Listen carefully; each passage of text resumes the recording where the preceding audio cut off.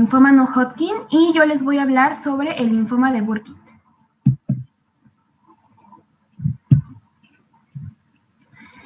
Bueno, fue descrito por un cirujano irlandés llamado Dennis Parsons Burkitt y lo describió como un linfoma muy agresivo que tenía afección extraganglionar. El linfoma de Burkitt va a ser una neoplasia de linfocitos B maduros. Está compuesta de células monomorfas de tamaño mediano y ahorita les voy a enseñar una imagen para que lo vean mejor. En cuanto a la epidemiología, se clasifica en tres: la esporádica, endémica y una variante que está asociada a inmunodeficiencias. La esporádica va a representar del 1 al 2% de todos los linfomas en Europa Occidental y en Estados Unidos. Aunque es de distribución universal, tiene mayor predisposición para presentarse en niños y adultos jóvenes y predomina en pacientes masculinos. También está asociado a un bajo nivel socioeconómico. En cuanto al endémico, va a predominar en África ecuatorial y su pico de incidencia es en la edad de 4 a 7 años. También tiene relación con infección por el virus de Epstein-Barr y tiene también una alta incidencia con 5 a 15 por cada 100,000 niños. En cuanto a la variante asociada a inmunodeficiencias, esta va a predominar en pacientes con VIH y también va a estar relacionado a infección con virus de Epstein-Barr en un 25 a 40% de todos los casos.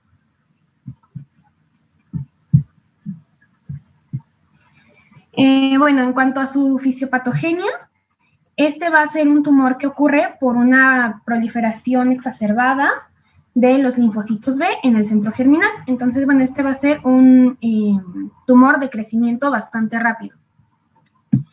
Y lo que sucede aquí es que hay una traslocación del gen MYC en el cromosoma 8.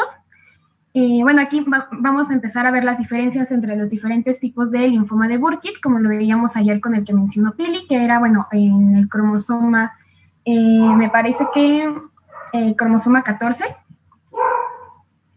Pero, aquí hay una traslocación del gen MYC en la región 24 del cromosoma 8, en el brazo Q, y esto va a provocar un aumento en la expresión de la proteína MYC. Recordemos que el gen MYC es un oncogen que va a codificar para la proteína MYC, que es un factor de transcripción. Y como lo vimos en la clase de neoplasias, MYC es un regulador transcripcional y se le conoce como el maestro del crecimiento celular. Aquí la principal traslocación va a ser, aquí se las puse, de el cromosoma 8, como ya les mencioné, en el brazo Q, en la región 24, hacia el cromosoma 14, en la región 32. Y ¿esto qué va a provocar? Va a provocar que esta traslocación elimina las secuencias reguladoras del gen MYC, pero van a permanecer intactos las secuencias que van a codificar a la proteína. Entonces, esto es lo que va a provocar la acumulación de estas concentraciones de esta proteína. Y en cuanto a, encontré esta clasificación que dependiendo del punto de fragmentación que ocurra en el gen MYC, el linfoma de Burkitt esporádico y el asociado a inmunodeficiencias están en la clase 1 y clase 2, que van a estar, el linfoma de Burkitt, en la clase 1, la fragmentación se da en el primer exón del gen MYC. La clase 2 va a estar como un poco más alejada. De hecho, aquí les puse una imagen. La clase 1 está en el primer exón, clase 2, y la clase 3 se va a encontrar'más cerca de la región 5'. En esta encontramos al linfoma de Burkitt endémico. Y aquí, como les había mencionado, en el linfoma de Burkitt endémico está asociado a la infección por el virus de Epstein-Barr. Y aquí les puse un pequeño esquema. Lo que ocurre aquí es que el virus va a ocupar un receptor de complemento CD21 como si fuera un pegamento para unirse a los linfocitos B y los va a infectar de forma latente. Entonces, estos linfocitos que son infectados de forma latente van a expresar algunas proteínas, como una que es la proteína latente de membrana. esta proteína va a actuar como un oncogen y pues va a fomentar que haya supervivencia y proliferación de los linfocitos B que estén infectados por el virus. Además, esta proteína va a impedir la apoptosis porque va a activar a BCL2.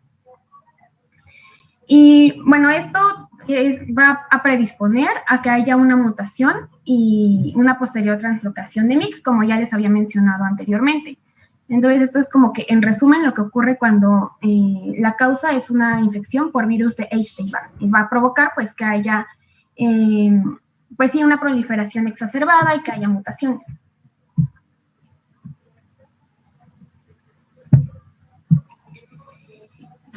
Y bueno, en cuanto a su morfología, va a presentar un patrón de crecimiento difuso. Las células van a ser de tamaño mediano y van a medir de 10 a 26 micrómetros. Los núcleos de estas van a ser redondeados o ovalados y presentan cromatina en grumos gruesos. En el Robbins lo menciona como cromatina grosera, pero pues encontré que es cromatina en grumos gruesos. Claro, esa es la mejor traducción, ¿no? Que en lugar de ponerle grosera.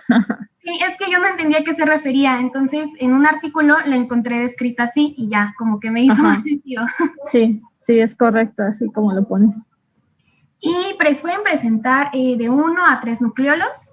Lo que va a caracterizar al linfoma de Burkitt y va a ser pues de gran ayuda para el diagnóstico es el patrón en cielo estrellado. Aquí les puse esta imagen para que vieran como pues sí, el patrón, en donde las estrellas, que aquí se les señalé con la flechita amarilla, serían los fagocitos que presentan abundante citoplasma claro. Entonces, el patrón. O sea, toda la población de linfocitos neoplásicos es, digamos, como todo el cielo, ¿no? Y le da por eso ese color como azul. Ajá. Y las estrellas, como dices, son los fagocitos y son, como tienen el citoplasma más claro, pues por eso resaltan de todo el fondo azul. Sí, así es.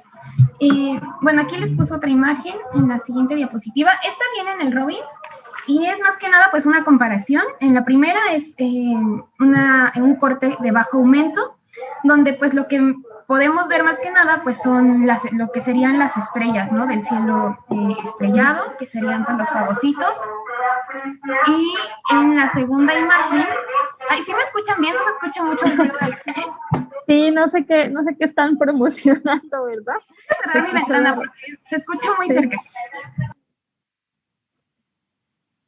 De hecho, está más bonita la foto anterior que la de Robbins, la que buscó Valeria. Es una foto más bonita y más característica del linfoma de Burkitt, y además le pone la comparativa con la foto del cielo, ¿no? Entonces está mejor tu foto que la de Robbins, me gustó más.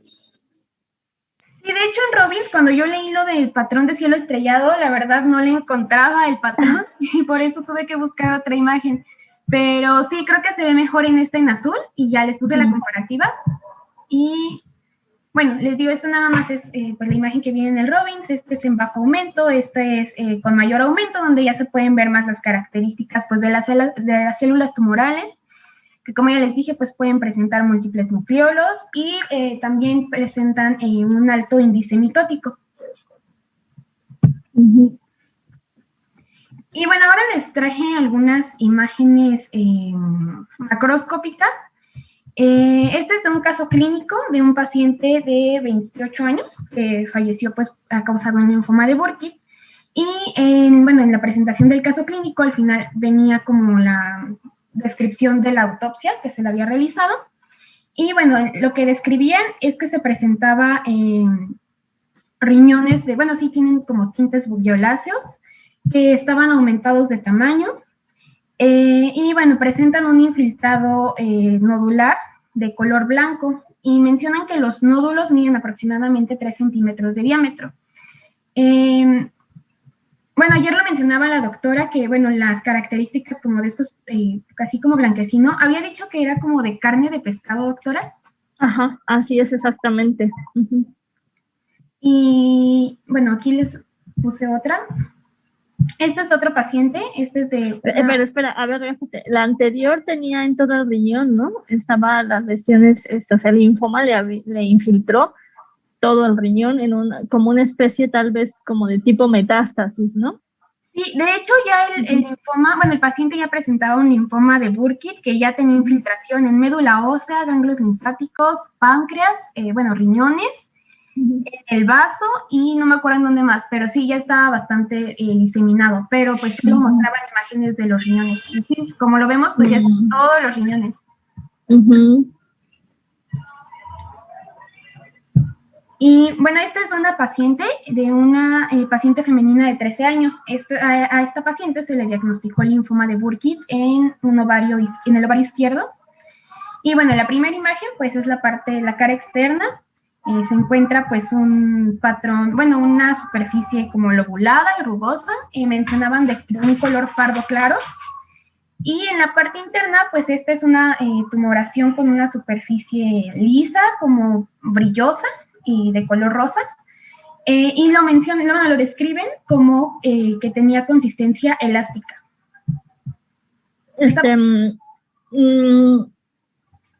¿No decía cuánto medía? No, eso no lo mencionaba, solo describían, bueno, estas características. Aunque ahí se ve como una reglita, ¿no? Que dice como del 30 al 39. Entonces medía como 9 centímetros. Sí, más o menos. Estaba grande.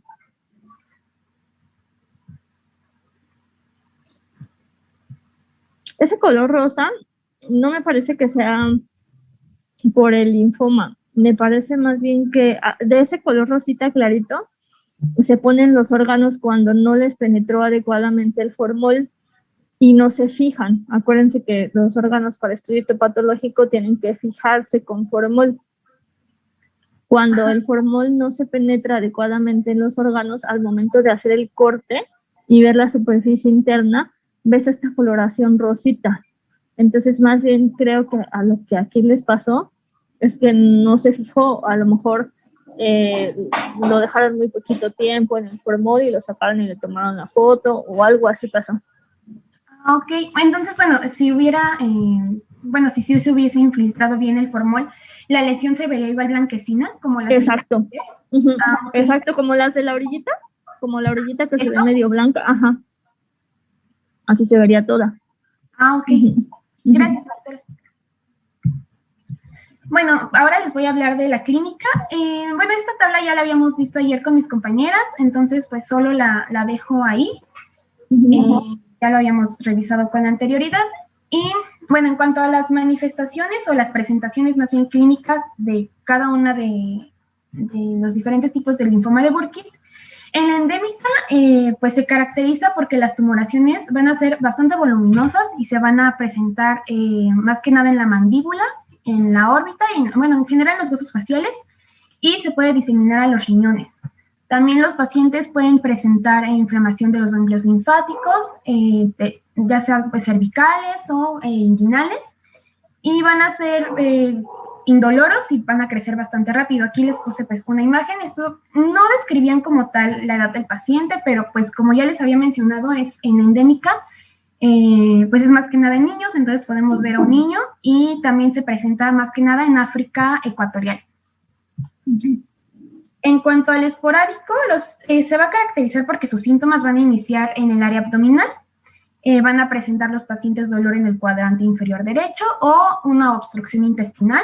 En los adultos es más común que haya tumoración abdominal, pero también puede haber afectación renal, testicular y ovárica en las mamas, médula ósea, vaso e hígado. Y bueno, esta es una imagen que encontré del linfoma de Burkitt en un paciente. Podemos ver, bueno, una tumoración bastante grande. Y bueno, estaba en intestino delgado. Se ve como que estás en la comparativa, ¿no? Abajo se ve un asa intestinal y arriba se ve el asa intestinal con la neoplasia y se ve la diferencia en tamaño. Sí, de hecho mencionaban que era una tumoración de más o menos 8 centímetros de diámetro. O sea, era bastante grande y que tenía consistencia firme y carnosa.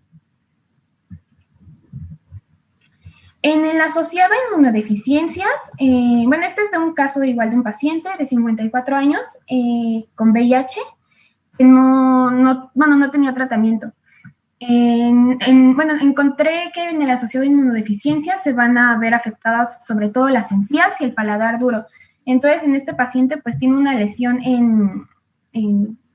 pues sí, en el paladar duro. Aquí podemos ver como cuando se le hizo la exploración extraoral y que tiene un importante aumento de tamaño en su lesión.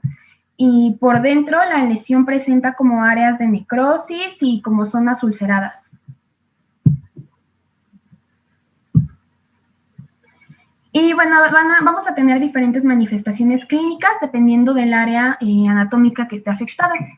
En el área abdominal, pues se pueden presentar masas mediastínicas, hepatomegalia, ascitis y dolor abdominal intenso. Cuando ya está afectado el sistema nervioso central, los pacientes pueden tener cefalea, paraplegia, alteraciones en los pares craneales. Y otras manifestaciones, pues, son la presencia de fiebre, mareos, vómitos, pérdida de peso, anemia y artritis. En cuanto al diagnóstico, vamos a tener que es principalmente la biopsia de ganglio linfático o de médula ósea, porque, bueno, este linfoma, creo que no lo mencioné, pero tiende a diseminarse a médula ósea, y aunque, bueno, ya sería en una etapa más avanzada. Pero es principalmente la biopsia de ganglio linfático, llevar a cabo estudios como radiografías, tomografías de tórax, abdomen y pelvis, y, bueno, la punción lumbar.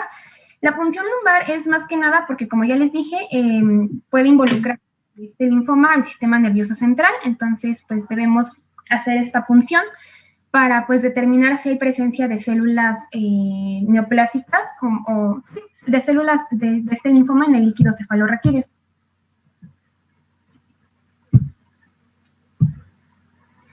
Otros estudios que podemos realizar, que son más que nada para conocer el estado general del paciente y lo avanzado que puede estar el linfoma, es el hemograma, las pruebas de función hepática, de función renal, niveles de calcio y de ácido úrico. Y bueno, esto también es bastante importante. Son las características inmunofenotípicas que también nos pueden ayudar pues a llegar a un diagnóstico. En este linfoma, las células van a expresar, pues como vimos, están afectadas los linfocitos B maduros en el centro germinal. Entonces van a expresar principalmente CD19, CD20, CD22, CD24, CD10, BCL6 y este que era un marcador de proliferación, KI67.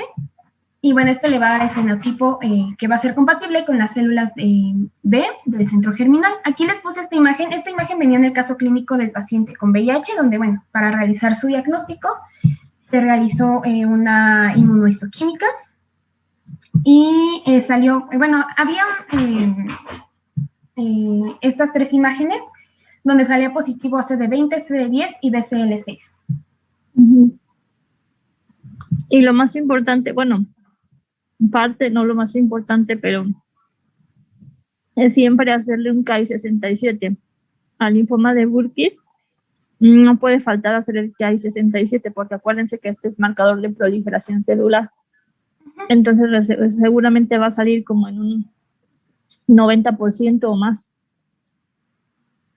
De hecho, bueno, creo que esa imagen no la puse, pero me parece que sí venía en su diagnóstico. Y bueno, ahora vamos con el tratamiento. No sé si tengan hasta aquí alguna duda. No. Ok, bueno, entonces continúo con el tratamiento. Principalmente va a ser con inmunoquimioterapia. Encontré como el cuadro de tratamiento, que principalmente es con dosis intensivas de ciclofosfamida, complementado con ya sea metotrexato, vincristina, antracíclicos y etopósido por 4 meses. En este esquema de tratamiento ha dado muy buenos resultados, por lo que leí en pacientes que pues, se consideraban como de muy mal pronóstico, como fueran pacientes de una edad superior a 15 años, o que tuvieran compromiso de médula ósea o de sistema nervioso central, incrementaron su supervivencia de un 70-80% a 4 años más o menos. Y bueno, las recaídas se dan normalmente o comúnmente antes de los 6 meses y su pronóstico es muy malo, puesto que tienen de un 10 a 20% una supervivencia a 5 años. Bueno, en cuanto a los pacientes con linfoma de Burkitt endémico, que como les mencioné es en África ecuatorial, donde se da normalmente, como tienen pues poco acceso a todos los medicamentos, en estos casos se han empleado uno o más ciclos de ciclofosfamida y han tenido buenos resultados de 30 a un 60% de supervivencia, pues esto dependiendo ya de la extensión de la enfermedad. Y en cuanto al pronóstico, pues en las variantes endémicas y esporádicas el tumor es muy agresivo, pero es potencialmente curable con un buen tratamiento. Que haya afección a médula ósea o sistema nervioso con un tumor mayor a 10 centímetros son factores negativos para el pronóstico. Y bueno, esto también va a depender de la edad del paciente, del momento del diagnóstico y de qué tan avanzada esté su enfermedad. El pronóstico siempre va a ser mejor para niños y adultos jóvenes, puesto que el 90% se cura, pero en los adultos, pues sí, más grandes, no es tan, pues sí, tan favorable este pronóstico. Y bueno, eso sería todo. No sé si la doctora quiera agregar algo. Realmente de todos los tipos de linfomas no Hodgkin que hemos visto hasta ahorita, esta sería considerada la variante más agresiva debido a su alta tasa de proliferación celular, es decir, crece muy rápido. Entonces, ¿se acuerdan que cuando veíamos el linfoma folicular tardaba pues hasta 10 años tal vez en crecer de manera importante y que ya nos diera alguna sintomatología? Y este linfoma, el linfoma de Burkitt, pues no tarda años, se tarda meses, ¿no? Entonces crece de una manera sumamente rápida, por lo tanto se considera dentro de los tumores los linfomas de alto grado, que es lo que mencionar. Acuérdense también la translocación genética 8-14 es importante y creo que nada más es lo que agregaría. Gracias, doctora. Bueno, entonces les voy a hablar sobre mi libro favorito, es Donde habitan los ángeles, de Claudia Celis. Este libro lo leí porque, bueno, cuando tenía como 15 años iba a un taller que se llamaba Creación Literaria. Entonces, en una de las actividades teníamos que como llevar cada quien un libro e intercambiarlo con otra persona por unas semanas y pues leer el que nos tocara. A mí me tocó Donde habitan los ángeles. En resumen, bueno, habla de un niño que pierde a su papá, entonces su mamá lo manda a vivir con sus tíos un tiempo en un pueblo en Guanajuato. Y bueno, lo que eran unas vacaciones, pues resultó que el niño pues se quedó ahí a vivir con sus tíos, porque al final de las vacaciones todos sus primos regresan a su casa, pero él no, porque pues su mamá estaba como atravesando ese proceso de duelo y decidió que era mejor para él pues que se quedara un tiempo más con sus tíos. Entonces él primero pues lo sintió como un abandono porque pues ya había perdido a su papá, ahora pues su mamá él sentía que no lo quería, sentía como que todas las personas que él quería lo estaban abandonando. Entonces, bueno, se queda a vivir con sus tíos, va viviendo diferentes cosas, muchas pérdidas a lo largo pues como de todo el libro, pero como que de alguna manera sus tíos lo van como preparando, le van dando enseñanzas de que pues el hecho de que una persona se vaya o fallezca no es que te está abandonando, porque pues él primero pierde a su papá, luego pues su mamá lo deja con sus tíos, y cuando ya es más grande pierde a una de sus novias, se muere su novia y pues después se mueren sus tíos, entonces al final como que ya va madurando y va aprendiendo que pues nadie lo está abandonando y le dejan muchas enseñanzas muy bonitas. Y bueno, este libro como que me ayudó porque como un tiempo antes de que yo lo leyera había pasado como por una situación algo complicada.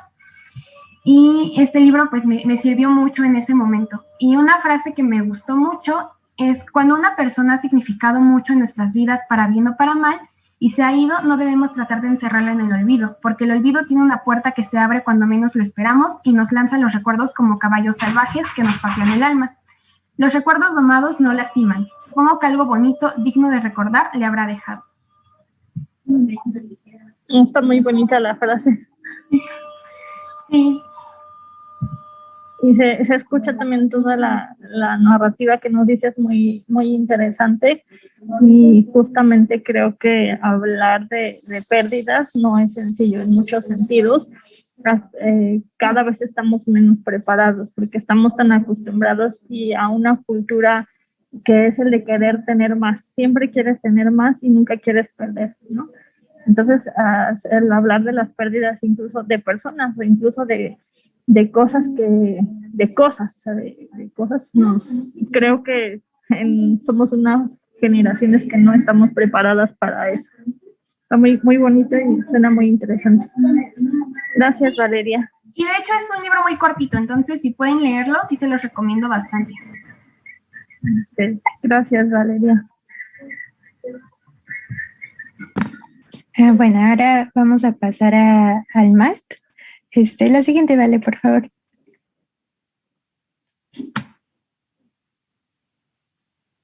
Bueno, vamos a empezar por definirlo.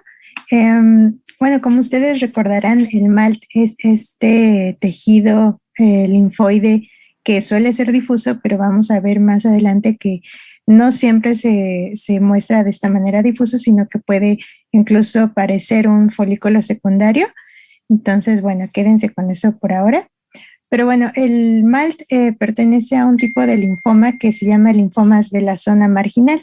Es por eso que en el Robbins lo van a encontrar así, pero no ahonda mucho en lo que es un maltoma. Pero bueno, como les comentaba, es uno de este tipo de linfomas, pero los otros dos tipos de linfomas de la zona marginal que también existen, pues son el esplénico y el ganglionar. Y bueno, estos tipos de linfomas son en realidad un grupo heterogéneo porque, bueno, en su morfología vamos a ver que hay no solo linfocitos B, sino que también podemos encontrar otro tipo de células y además estos linfocitos B suelen tener varias formas. Es por eso que la morfología es bastante heterogénea y además, como les comentaba, pues surgen dentro de los ganglios linfáticos para el caso del tipo ganglionar, del vaso para el caso esplénico y el que vamos a ver ahorita de los tejidos extraganglionares como lo es el MALT. De hecho, este es un tumor que pues no tiene mucho que se identificó. Creo que, bueno, en uno de los artículos decía que lo identificaron en 1983 y su identificación donde primero lo localizaron fueron en las mucosas. Es por eso que pues se le dio este nombre de tumores linfoides asociados a mucosas y pues ya después vieron que tenía una relación con el tejido pues MALT, ¿no? El tejido linfoide asociado a mucosas. Y este tejido, como lo dice su nombre, pues va a estar localizado en la mucosa que recubre los órganos del cuerpo o en las cavidades corporales. Y bueno, ahí les puse como una secuencia de las localizaciones más frecuentes que podemos encontrar este linfoma, pero en primer lugar vamos a tener que se encuentra sobre todo en el tracto digestivo, sobre todo en el estómago. Ya vamos a ver después por qué. Y en otros, bueno, las localizaciones que le seguirían al estómago serían, por ejemplo, las glándulas salivales, lo podemos encontrar también en mama, en tiroides, en la órbita, en la piel y en tejido pulmonar también lo podemos encontrar. La siguiente, Vale, por favor. Y bueno, vamos a hablar un poco de su epidemiología. Este es un tumor que, bueno, no encontré como tal su incidencia porque ni global ni de México, pero en todos los artículos en los que encontré hablaba de que es el 6 al 8% de todos los linfomas no Hodgkin. Entonces, pues sí, tiene yo diría que algo de relevancia porque en algunas bibliografías se mencionaba que es el tercer tipo más común del linfoma no Hodgkin. Y es por eso que debemos conocerlo, en especial el maltoma. Perdón. Bueno, los maltomas gástricos son los más frecuentes, como les comentaba. El 50% de todos los maltomas van a localizarse en el estómago y tienen una ligera predominancia en mujeres que en hombres. En realidad es muy ligera la diferencia, es de 1.5 a 1. Y la edad en la que más se presenta el maltoma, sobre todo el gástrico, es a los 60 años.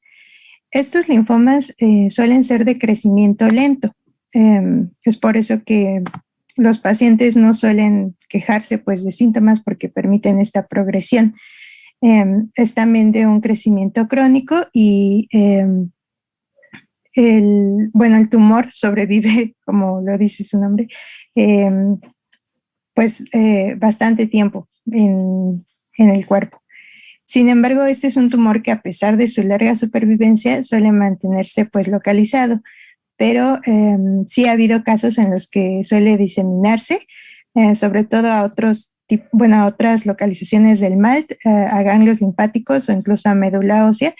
Y este es un tumor que a pesar de ser relativamente benigno, porque sí se puede llegar a curar, tiene recidivas. Por eso es que encontré que casi siempre es incurable. Yo supongo que se refería a eso, que como tiene una tasa pues un poco alta de recidivas, es por eso que se consideraba como incurable.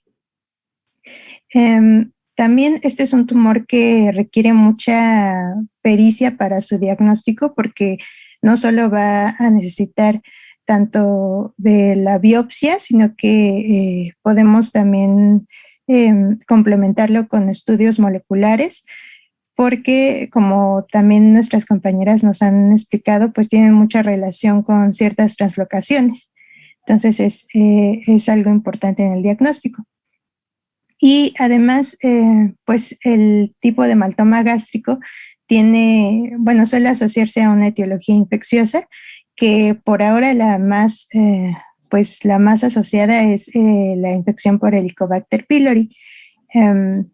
Es por eso también que esto lo hace un tumor que es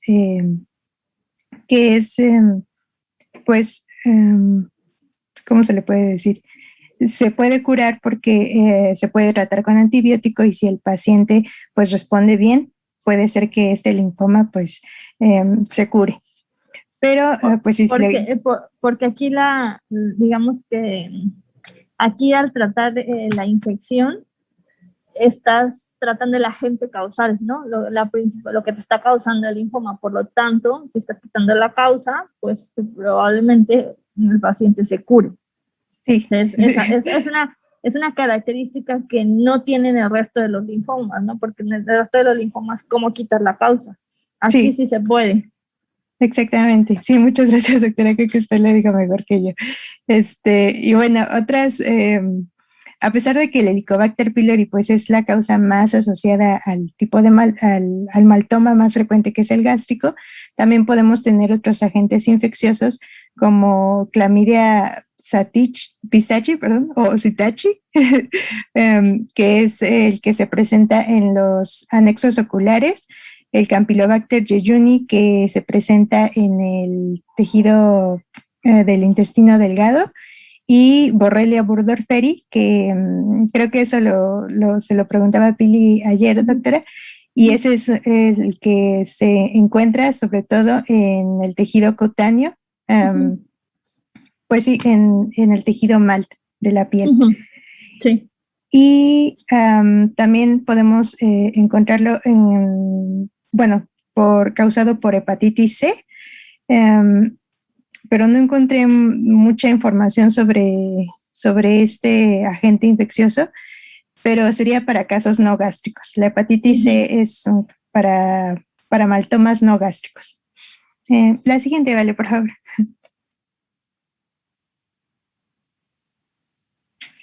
Y bueno, vamos a hablar un poco de la etiología y de la fisiopatogenia.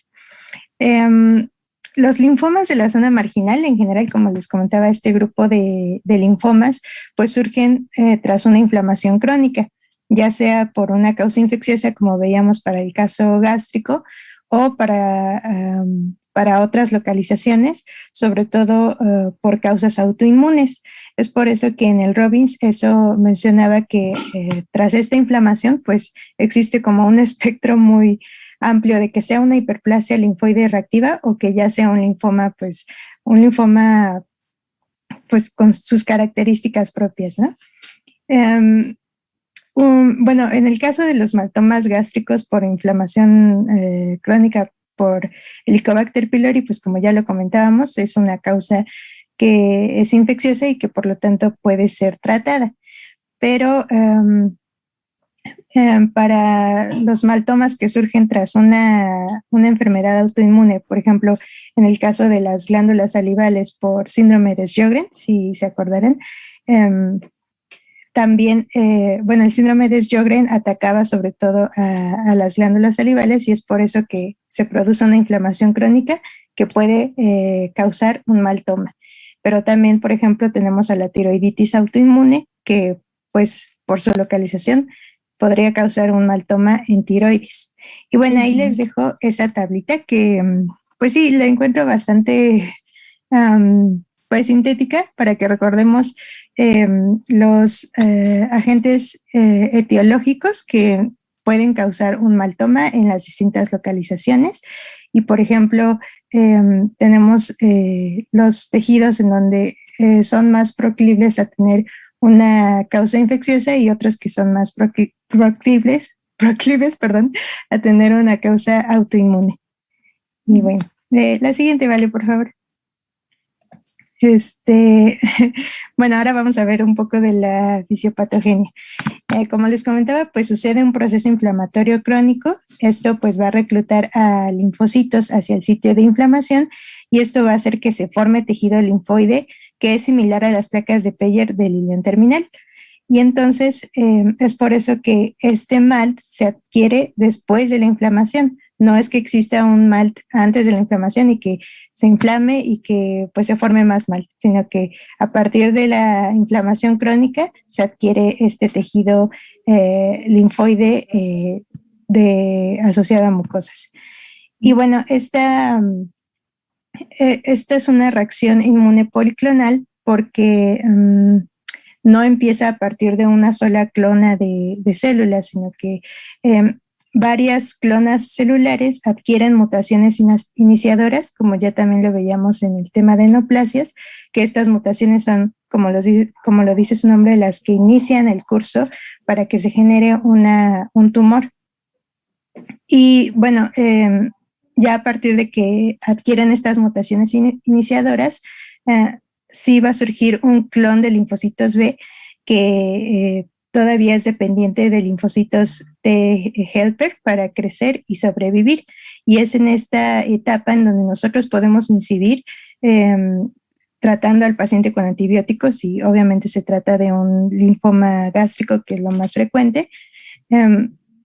Y pues si logramos hacer la retirada del antígeno con el tratamiento antibiótico, pues puede haber una involución del linfoma.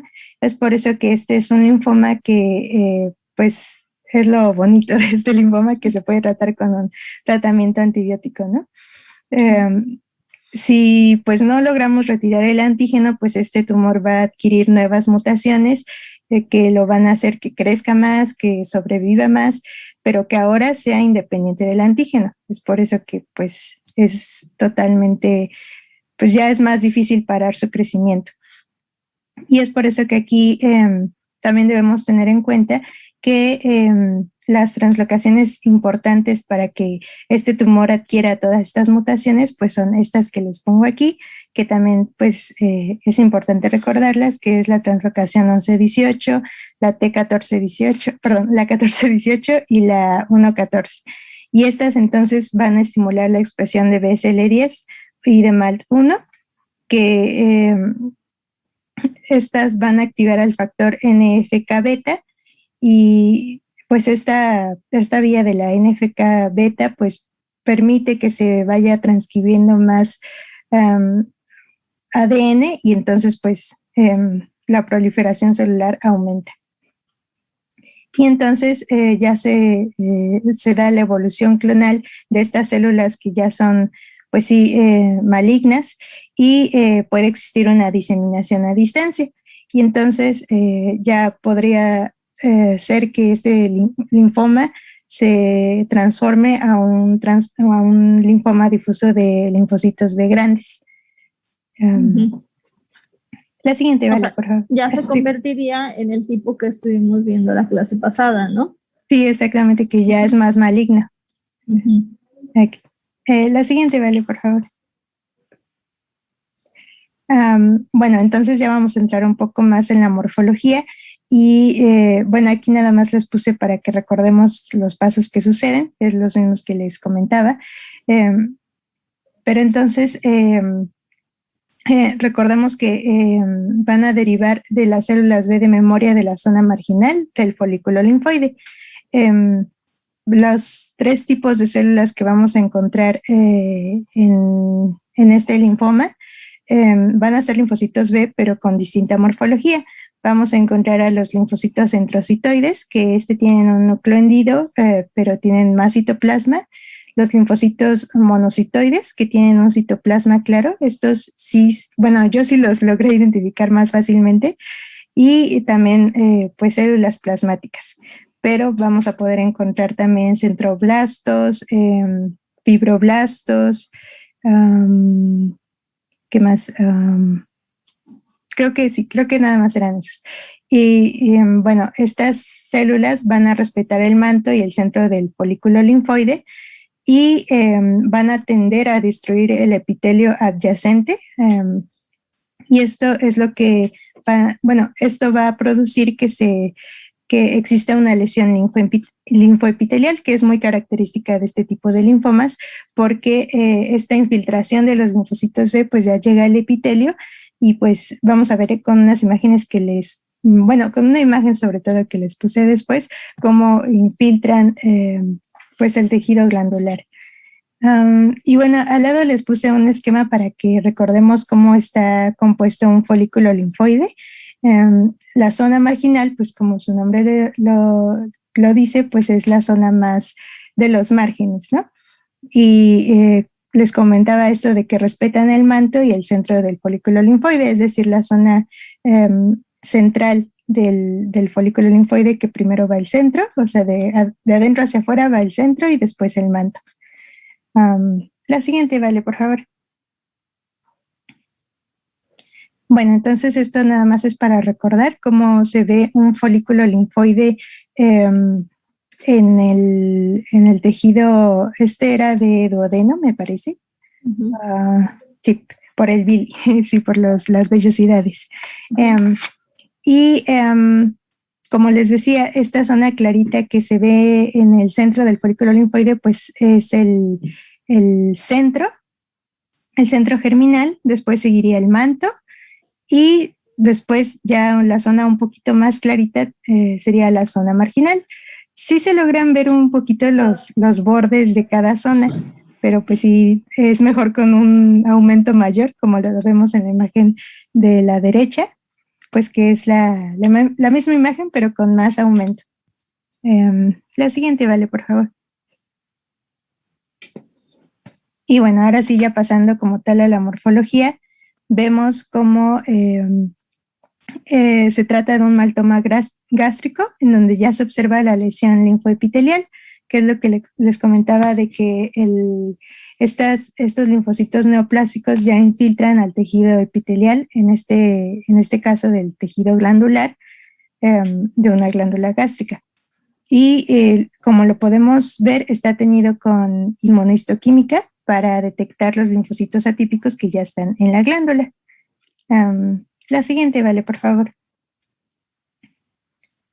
Y bueno, intenté buscar imágenes porque en el Robbins de plano no venía una de maltoma, pero encontré estas que son, lamentablemente, pues son a blanco y negro, entonces pues no permiten mucho su apreciación, pero decía que estaban teñidas con HIE. Ojalá pudiéramos ver que sí estaban teñidas con HIE, pero pues no. Entonces, este era un caso de un linfoma de estómago, como podemos ver en la imagen A, se observa la ulceración que está produciendo el linfoma, y la imagen de la derecha pues es la misma localización del estómago, pero ya con mayor aumento, y se pueden alcanzar a ver los folículos linfoides que están hiperplásicos, y hay una expansión de la zona marginal, pues sí, ya un poquito en el tejido epitelial. ¿Qué más? Bueno, ya intenté buscar como un caso que trajera pues todos los estudios, o más bien las imágenes tanto del estudio de imagen, pero pues no encontré uno, entonces tuve que buscar una imagen aparte, y esta es la que vemos en la TAC, que pues se ve como un engrosamiento de la zona antral, pero pues sí, no logré encontrar una imagen que fuera como correspondiente a un solo caso, pero pues no sé si la doctora pudiera ayudarnos. Sí se vería así, doctora. Sí se ve así, porque este linfoma, a diferencia, no sé, por ejemplo, del Burkitt, que sí hace una masa tumoral exofítica, este linfoma no. Este linfoma va creciendo a lo largo de la pared, ya sea de estómago o de intestino, de donde esté, va engrosando la pared, ¿sale? Entonces no hace una masa hacia afuera, hacia la luz, no. Okay. O sea, así infiltra de esa forma. Esta es una característica.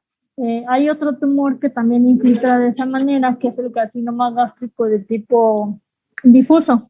Cuando veamos cáncer gástrico, vamos a ver que la forma de presentación, al menos en la tomografía, pudiera ser muy similar.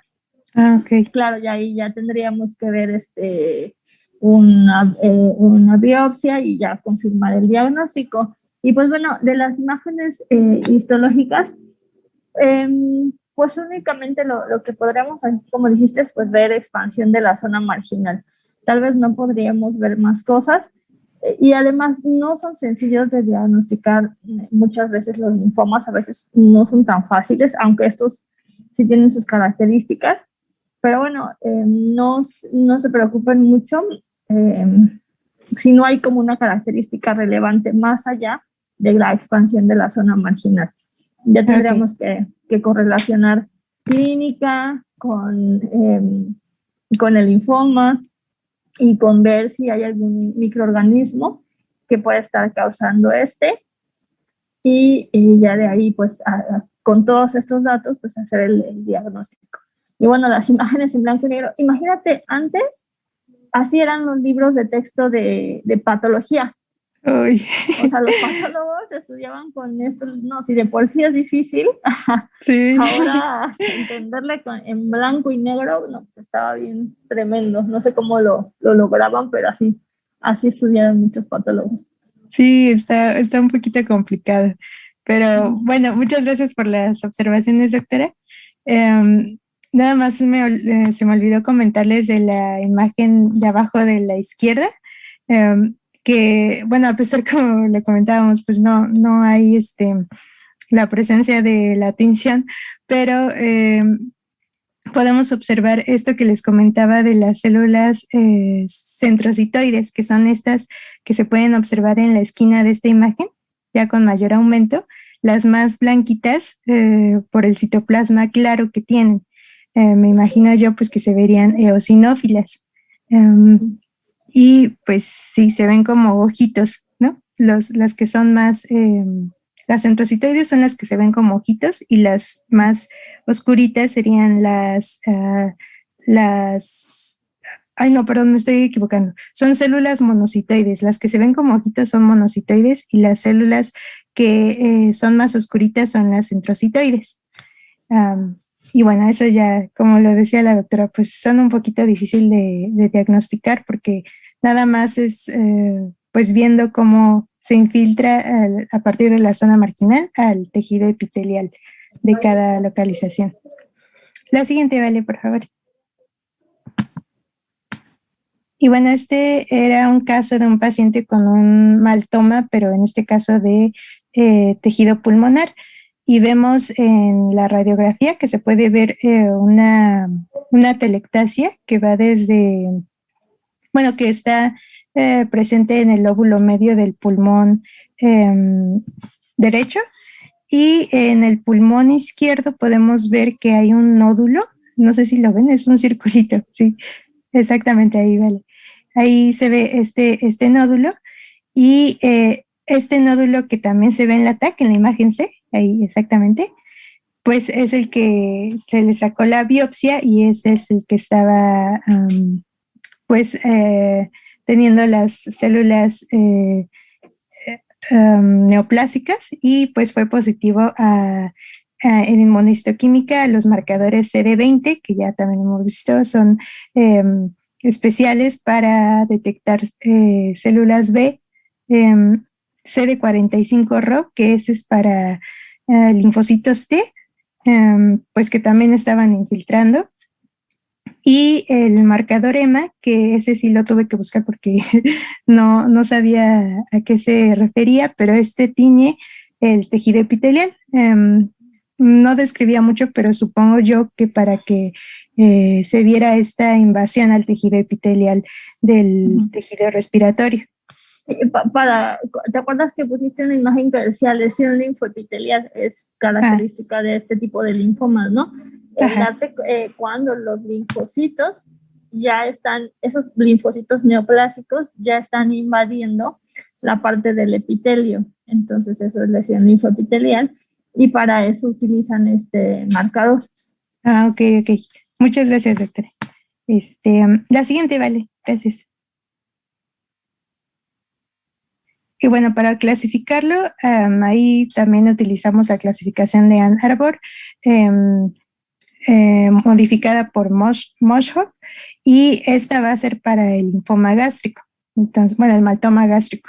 Entonces, en el grado 1, pues solo afecta al estómago, respeta los ganglios linfáticos, pero tenemos dos subclasificaciones del grado 1. El 1, por así decirlo, el 1.1 está limitado a mucosa y a submucosa, y el 1.2 está cuando invade a las capas más profundas del estómago.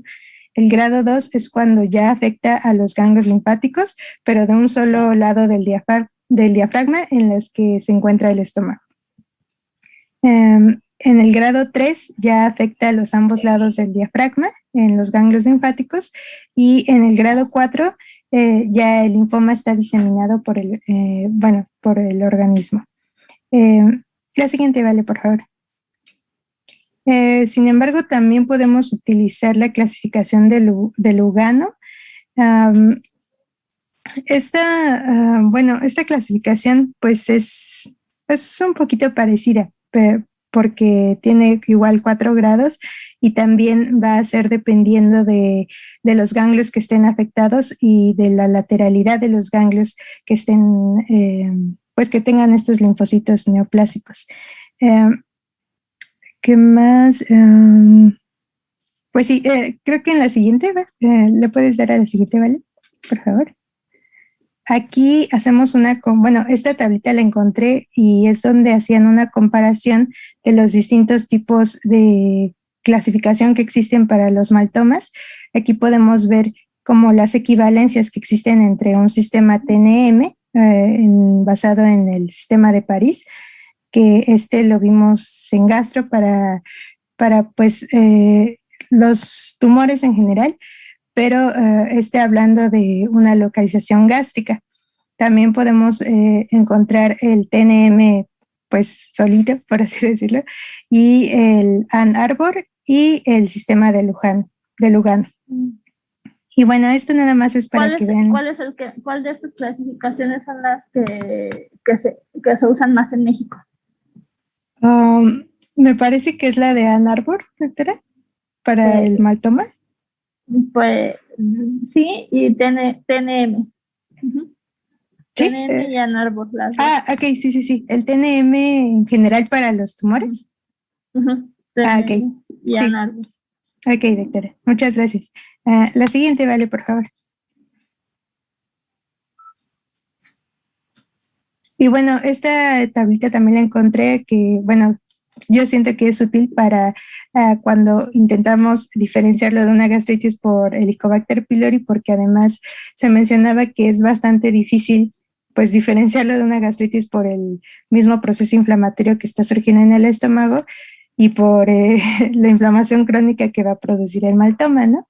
Entonces, pues estos son criterios histológicos establecidos por Witherspoon para que nosotros podamos diferenciar entre una gastritis activa a un linfoma mal. Como ven ya en el criterio 5, vemos como ya está especificado el linfoma mal, que ya es cuando hay presencia de tejido denso y difuso infiltrado, que es inflamatorio, que tiene células de la zona marginal en la lámina propia del epitelio, con prominente lesión linfoepitelial, como ya hemos visto en las otras microfotografías. La siguiente, Vale, por favor.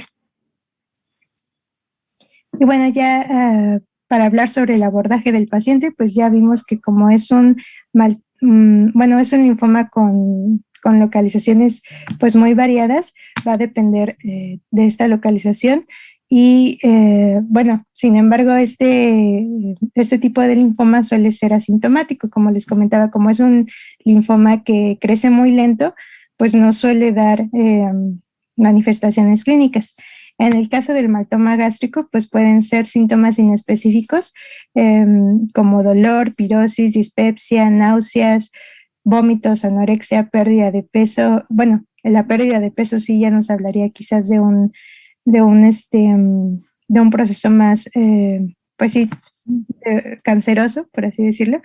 Pero pues los demás síntomas, como ven, pues se parecen mucho a una gastritis por Helicobacter pylori. Por eso es que son muy específicos. Ya eso va a depender de la zona en la que esté.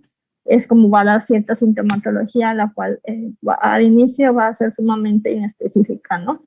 Vamos a ir haciendo el diagnóstico a lo mejor. Primero, lo que vamos a pensar primero va a ser una gastritis, no vamos a pensar en un linfoma. Y a raíz de que vamos a pensar en una gastritis, vamos a dar tratamientos, a lo mejor no mejora, mandamos endoscopia y vamos haciendo como todo y hasta que llegamos al diagnóstico del linfoma. Igual en las demás localizaciones sucede algo muy similar. La primera cosa en la que sospechas no es linfoma, van dando tratamientos y como no van funcionando, pues se va llegando al diagnóstico del linfoma. Okay. Ahora ya para acabar, porque si no, no vamos a dar tiempo y ya quiero que este tema acabe hoy. Entonces, háblanos del tratamiento y del pronóstico nada más. Ok, bueno, en el tratamiento yo encontré que este es un linfoma que dependiendo de la localización puede ser tratado mediante cirugía, sobre todo los que son de localización no gástrica, pero el de localización gástrica pues requiere de un tratamiento antibiótico que ya hemos visto que puede ser amoxicilina con clarotromicina más un inhibidor de la bomba de protones, que pues generalmente es el omeprazol. Y lo que, pues, como dice la doctora, es casi un diagnóstico de exclusión, pues se hace la endoscopía y la biopsia a los 3 meses para confirmar la erradicación del agente etiológico y ver si no está progresando a un linfoma, o más bien, si el linfoma que nosotros sospechábamos que estaba presente, pues ya ha involucionado con este tratamiento que le dimos. O sea, el tratamiento de primera elección va a depender de la etapa en la que se encuentra el paciente, ¿no? Si estamos en unos estadios tempranos, 1 o 2, ¿no? Nuestro primer objetivo va a ser dar tratamiento de erradicación para el agente causal. Si está en gástrico, pues para el Helicobacter pylori. Si está, no sé si es linfoma cutáneo, bueno, para Borrelia y así. Entonces, vamos a hacer la primera. Para etapas más avanzadas, 3 y 4, pues ya se va hacia una quimioterapia. Y bueno, obviamente también una cirugía, de ser posible, extirpar la lesión y dar tratamiento de quimioterapia. Y solamente una observación, aquí acuérdense del tratamiento de Helicobacter pylori, la claritromicina ya es muy resistente a los pacientes, ¿sí? Tienen que dar tratamiento cuádruple, es el que ya está funcionando ahorita. ¿Qué pasó, Aranza? Doctora, ¿la biopsia es muy grande o es de menos de 1 centímetro? No Porque entiendo tu no se me pregunta. hace, o sea, se me hace muy invasivo hacer una biopsia gástrica. Entonces, ¿es muy grande el tamaño de la biopsia o es pequeño? ¿Pero por qué De la sería muestra. ¿Pero por qué sería invasivo hacer una biopsia gástrica? Bueno, es que dependiendo del tamaño, por eso es mi duda de qué tamaño es la biopsia. Pues las biopsias normalmente, a ver, la biopsia, el tamaño va a depender de justamente qué tipo de biopsia se esté tomando. Ajá. Entonces, este es un tipo de biopsia endoscópica. O sea, no entendí muy bien tu pregunta, no entiendo por qué tendría que ser muy agresiva. O sea, no entiendo. Hacen una endoscopia y con las pincitas de la endoscopia, ven que hay unas pincitas especiales, hacen como un pellizquito de la mucosa gástrica y de ahí es esa biopsita. Las biopsitas más o menos miden como unos 0.4 a 0.5 centímetros. O sea, son biopsias muy, muy pequeñitas y se toman no una, sino varias de diferentes zonas. Ah, ok, es que sí, yo no podía imaginar cómo era como la toma de la biopsia gástrica.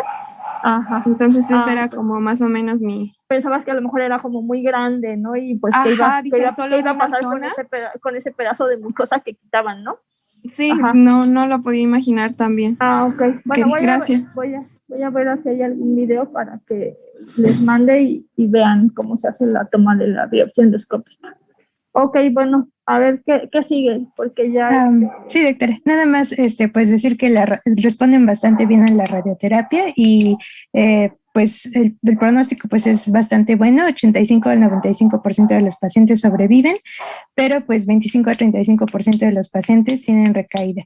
Y pues el pronóstico va a ser menos favorable si vemos que ya progresó a un linfoma difuso de células B, como ya habíamos comentado. Y bueno, eso sería todo y ya después hablaría de mi libro. Sí.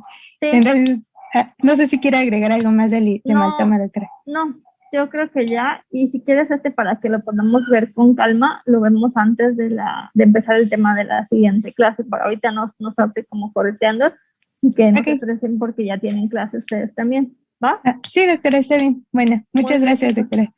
Nos vemos la siguiente mañana. Sí. Gracias, doctora. Hasta luego, doctora, gracias.